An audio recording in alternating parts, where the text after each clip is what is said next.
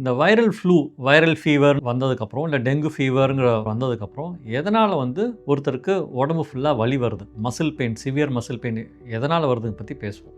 ஜென்ரலாக வைரல் ஃபீவருங்கிறது யாருக்கு வேணாலும் வரலாம். ஓகேங்களா? சப்போஸிங் அந்த வைரல் ஃபீவர் வர நேரத்தில் ஒருத்தருக்கு அவங்களுக்கு எதிர்ப்பு சக்தி நல்லா இருக்கலாம், இல்லை ஒரு சிலருக்கு எதிர்ப்பு சக்தி கம்மியாகவே இருக்கலாம்.